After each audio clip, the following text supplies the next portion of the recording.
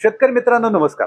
शेतकरी मित्रांनो, आज यशोगाथा या कार्यक्रमात आपण आलोय कुरवली या परिसरामध्ये, जो तालुका इंदापूर जिल्हा पुणे इथं आहे. आणि एक दुग्ध व्यावसायिका म्हणजे अलका संपत माने यांच्याशी आज आपण चर्चा करणार आहोत. दुग्ध व्यवसाय करत असताना त्यांनी हा व्यवसाय कसा उभा केला आणि दुग्ध व्यवसाय खरंच आज यांना परवडतोय का, आणि एक महिला म्हणून दुग्ध व्यवसाय त्या करतायत तर खरंच महिलांनी हा व्यवसायामध्ये उतरावं का, या विषयीची माहिती अलकाताई यांच्याकडून जाणून घेणार आहोत. नमस्कार अलकाताई. नमस्कार. तर ओळख करून द्या तुमची. नाव काय तुमचं? अलका संपत माने. बर.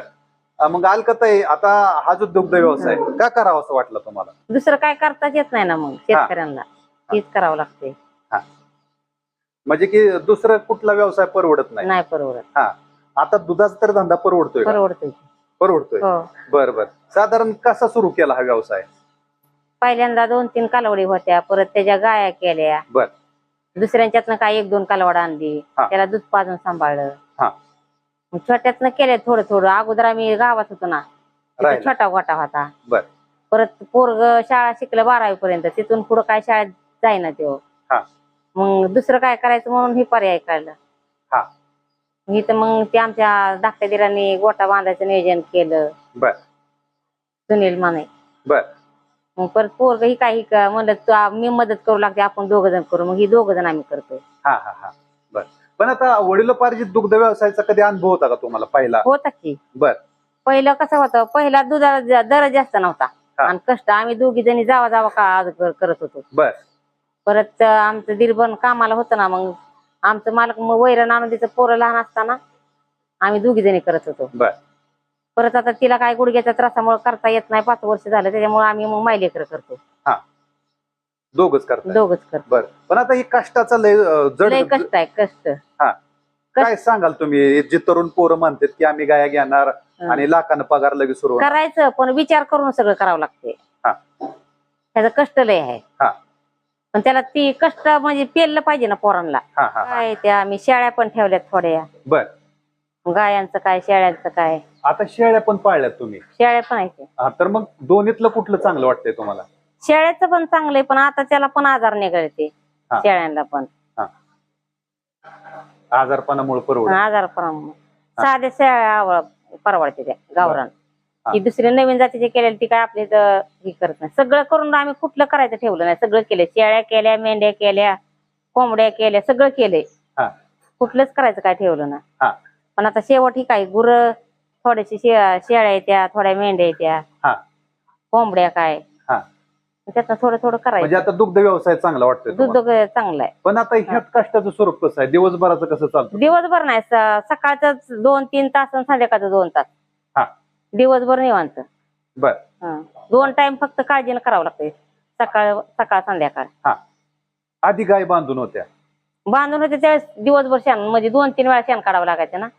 आता ते 2च वेळा काढावं लागतं. सकाळी आधी धारा काढताना काय जेवढं पडेल तेवढं, परत पूर्ण आम्ही गेट बसवून टाकतो आणि बाहेर काढतो. बर बर बर. मुक्त गोट्याचा काय फायदा जाणवतोय तुम्हाला? मुक्त गोटा म्हणजे ह्याच्या शेणात मुतारी पण पडते ना, ह्याच्यापासून 10 ऊस मका सगळं चांगलं येते.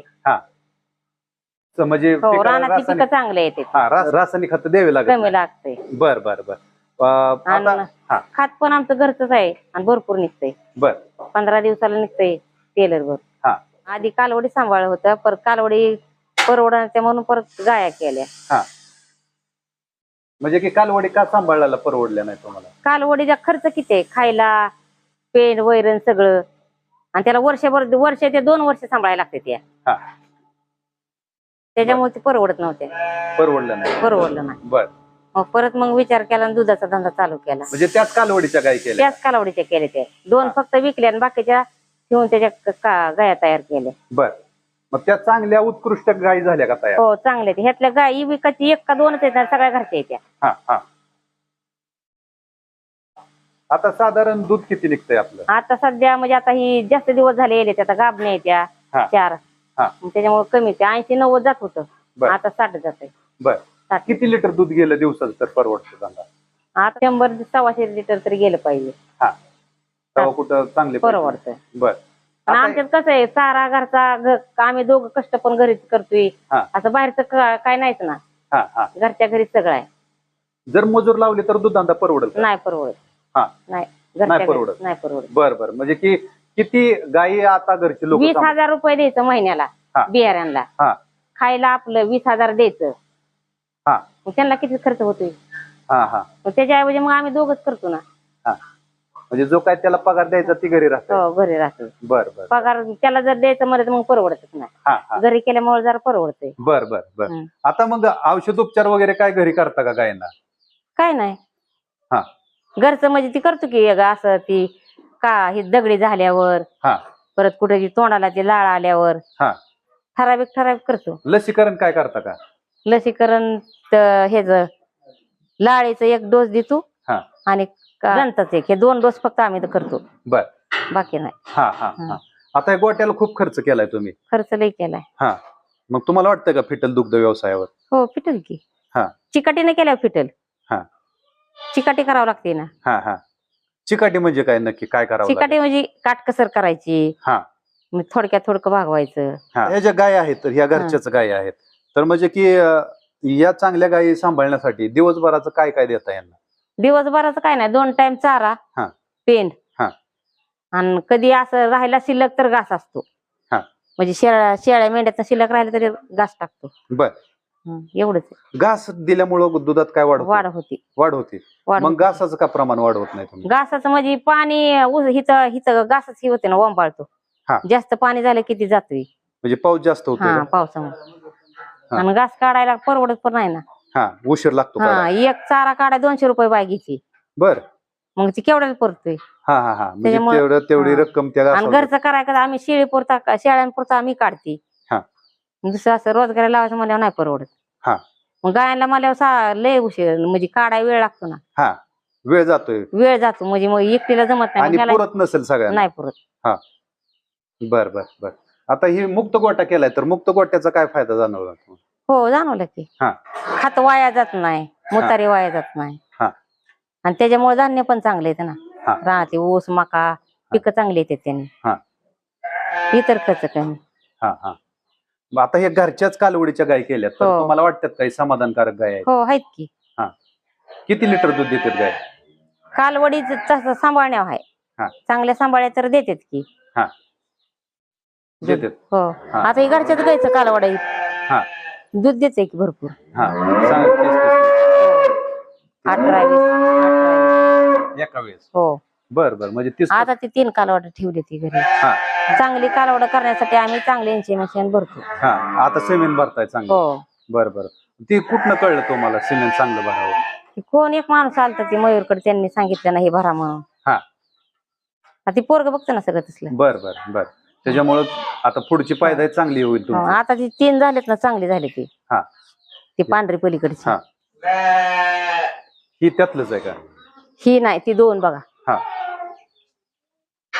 ही 2 आहे ती ना, ही तसली पांढरी, तसले इंजेक्शन केले. 3-3 हजाराचं इंजेक्शन दिले ह्याला.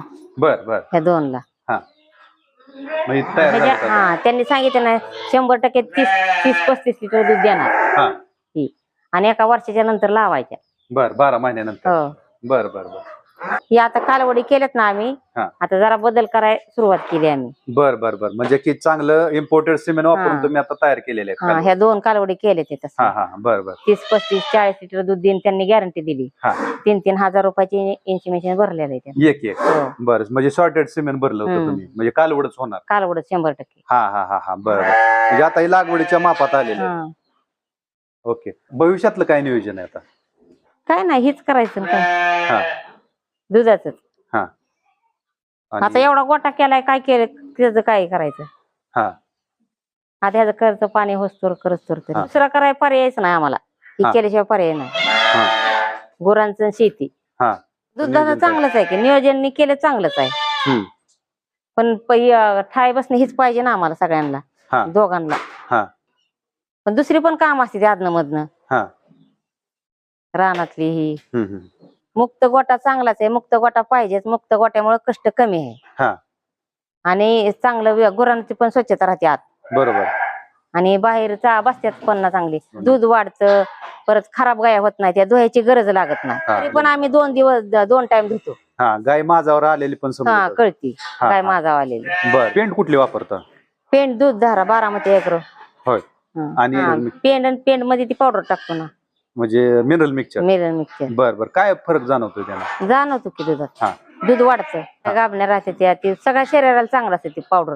हा हा हा, म्हणजे फायद्याची ठरते. हा फायद्याची ठरते. पावडर महाग असते ना तरी पण ती वापरली तर त्याच्यापासून फायदा आहे. हा हा, मग आम्ही दररोजच वापरतो, एक हा. टाइम वापरायची. बर बर, प्रत्येकाला एक एक टोपण टाकायचं. गै वेळे माझा येते खायला खाती. हा बरोबर. हम्म. आता ह्या कोब्याचा काय दुष्परिणाम जाणवतो? काहीच नाही. हा, म्हणजे महिन्याचा पगार किती येतोय, त्यात खर्च किती होतोय? आता महिन्याचा सगळा खर्च जाऊन दवाखाना गुरांचं ह्याचं 30 ते 35 हजार रुपये राहतात. बर, मग आता एवढ्या पैशावर समाधान आहे का हो, तुम्ही? आहे की समाधान. समाधान आहे. हो.